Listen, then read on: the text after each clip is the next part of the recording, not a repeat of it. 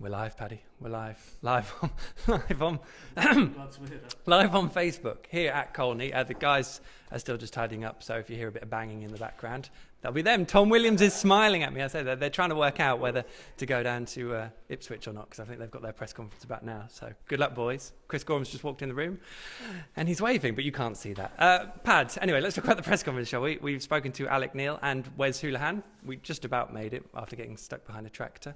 That was enjoyable. Fashionably late. Yeah, well said. Both, I mean, given obviously such a wretched result last weekend, decent spirits. It feels like everyone's kind of got it out of their system. Yeah, well, I mean, I put the point to Alex Neil, and you got that sense from both those guys that, I mean, this is the perfect game for them, because after Burton and all that entailed and what it means for the league, you know, there's clearly going to be a down from that in terms of the mood, but you know, you need to pick it up fairly swiftly because they know what's coming this weekend in terms of the intensity, in terms of the occasion, what it means to the supporters, all messages that both those lads reiterated this morning. So if they were sort of minded to lick their wounds, they've had to swiftly put that to one side.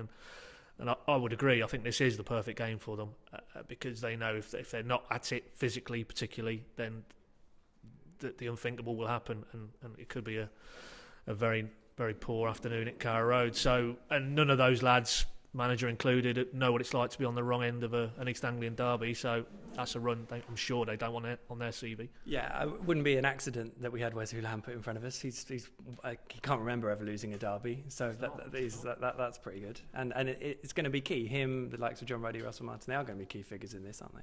Yeah, because they know what it's all about.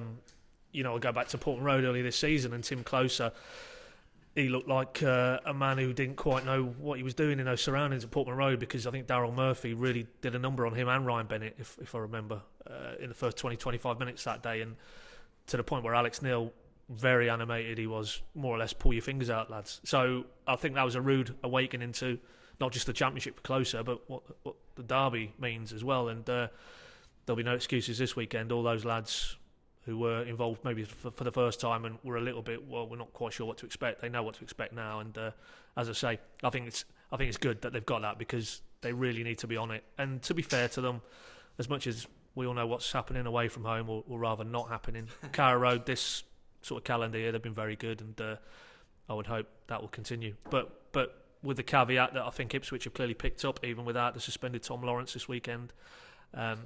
And Alex Neil touched on, he thought they'd maybe just refined their more direct approach. So I don't think it will quite be the full-on blood and thunder that we've seen from Mick McCarthy's teams in recent derby meetings. But nevertheless, come midday, both sets of fans will make that a fairly raucous occasion, and the players will need to tap into that and basically feed off that as well, hopefully. Probably be a bit of Alec Neil that will be quite looking forward to coming up against the Ipswich side that will probably play slightly closer to the way his side plays, because Alec will feel that his side is more than good enough to deal with it, but we'll see how it pans out. Get a positive injury bulletin as well in terms of Pinto and Stephen Naismith both being available, and you would imagine probably both being in from the start. Well, hopefully, certainly Pinto, I think. I mean, he's such a key player to how Alex Neil wants his sides to play. And Stephen Whittaker, okay, he's filled in and he's done a reasonable job, but I don't think there'd be too many who would expect him to defer to Pinto if Pinto is fit, and by all accounts he has trained this week. And ditto Naismith, it sounds like he's got 4 weeks training under his belt, and he was good up to that point where he had to be dipped out with the hamstring injury. So yeah, I could see Naismith for Wiltshire and Pinto for Whittaker, definitely, yeah. We've got a lot of messages coming through from Jamie Ward. Sadly, he's taking the mick at me saying Alec, not Alex, which means I can't see his first message, which I was going to mention, but I'm sure it was great, Jamie. So Norwich fans who may be a little bit on edge, their team hasn't lost his fixture for a while. Yeah. How do you feel? Do you feel that they don't need to be on edge? Well, yeah, I mean, the pessimists amongst us, I'd include myself in that. I mean, you know, at some point you feel 7-0 has to turn to 7-1, doesn't it? But